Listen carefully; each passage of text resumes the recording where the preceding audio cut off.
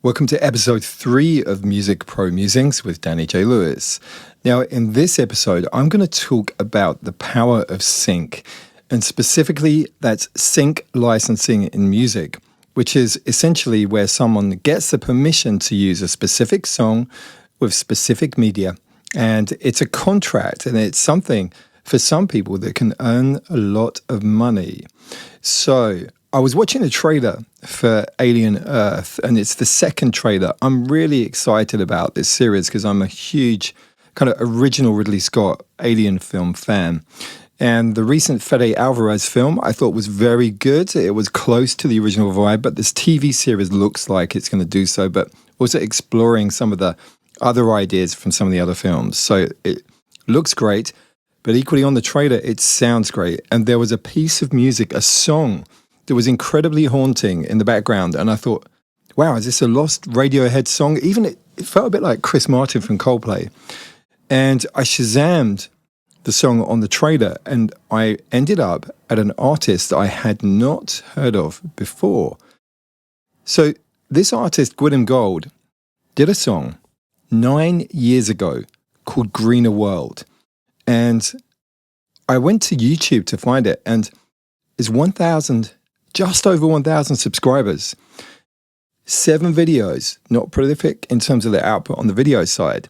There is an album, and I listened to the album. I wasn't as excited as this particular song, but I think what they've done with this song is incredible, because what they've done is they've kind of elaborated on it, and they've turned it into something very different, very, very cinematic, and it felt like one of the best uses of a song that I've seen in sync for a long time. It felt very natural. It really felt like it suited the world, and I do really hope that that particular version is going to be available to listen to.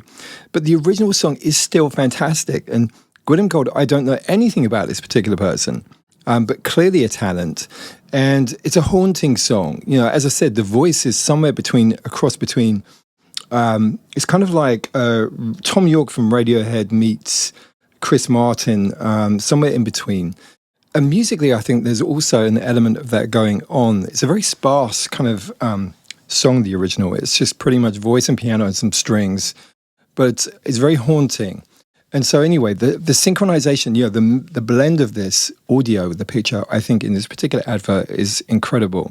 And it just got me thinking, sync can be very powerful, particularly for artists and writers that have had music that sat around for a long period of time, because what it does is it kind of reinvigorates the song. It can present it to a brand new audience, and it can generate income. That's a great thing about it. And it's income from two sides. It's the publishing, so if you've written the music or the vocals, the lyrics, or on the recording side, so if you have the contract with a label, or if in fact you even own your own master. So it's two sets of income that relate to this, and it can be a large fee. Someone, I think this guy, Gwydym Gold, potentially would have got a really decent fee for this. But what's really interesting is, as I said, this is not kind of one of those old classics from the 60s that all of a sudden has got popular again, or a 70s song or whatever. There's so many examples of sync over the years where catalog, older songs have become popular again with a new audience. This is a really, really interesting one for me because it's only 9 years ago, but this is someone that I was totally unaware of. Now, it may be that they're not actually making music anymore. It could be that they've given up. Lots of people have aspirations and ambitions to be successful and to do this as a living, but perhaps it didn't work out for him. I just don't know. I went onto the YouTube channel for the Greener World song, and it's full of people commenting saying, I came here from the Alien Earth trailer. And lots of people being very positive. And you could say, really, wouldn't this have been great to have happened earlier in his career to kind of springboard it? But then again, perhaps this is just the natural way it goes. Maybe now's the time. 9 years later is the right time for this song to get that degree of exposure. It's really mainstream, and who knows, it could just do absolute wonders for this guy. I really don't know. And it just really fascinates me, this idea of the longevity of songs and how these songs have their own lives. It's almost as if when you write a song and you record a song, it's like giving birth to a child, and either that child stays with you or they go off and they live their own life, and they perhaps are successful, they perhaps not. So all of these things that we spawn, we create these entities that exist and live their own lives, and at some point maybe they're going to come back and say, look, this is what I've done, and it's fascinating, it really is. And I think the other thing that's really key to this particular sync is the fact that they haven't just left the song as it was, they've embellished it and built on it. The original didn't have any dramatic music, kind of like any cinematic kind of aspects. It didn't have any of these kind of big tribally drums and builds and energetic kind of aspects. It's really quite calm and relaxed. And I do think it suited it. This kind of melancholy, I think it really suited that for that particular time. But this song has just grown into something incredible. And so I'd be very interested. I mean, we don't get to see the credits on the trailers, but I'd be very interested to see the credits in terms of who added the new elements. Maybe they reached out to him. Maybe he was part of that process. But it sounds perhaps as if someone who was involved in creating the score for Alien Earth, the TV series, maybe added these parts.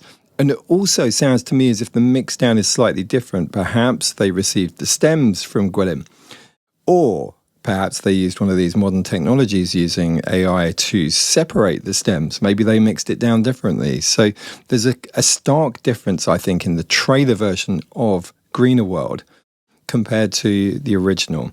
And another thing I was really interested to see was the fact that Greener World, which is the title of this original song, was included in the title of the video on YouTube. So it kind of says to me that someone somewhere is wanting to help exposure of this particular song.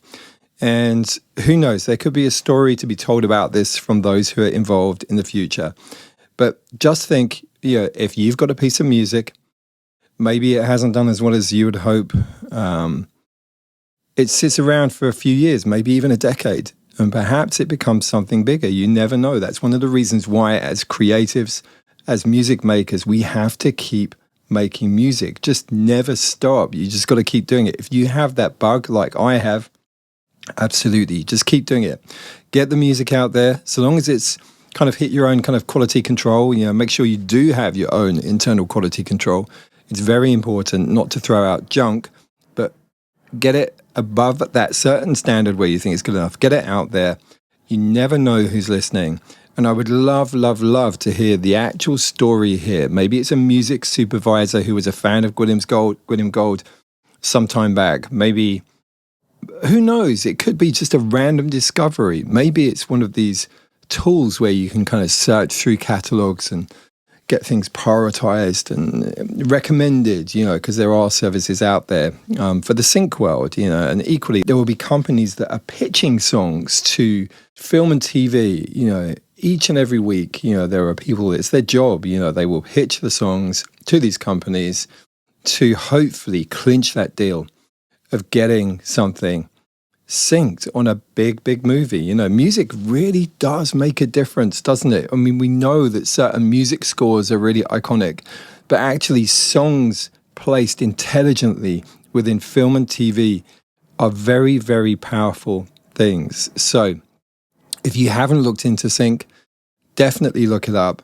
If you have a publisher, if you're working with a label, encourage them, try to get these sync deals, because in the day and age now of streaming, which is generally, it's a very small amount of income per play, these are the kind of things that could generate some decent money for some lucky people.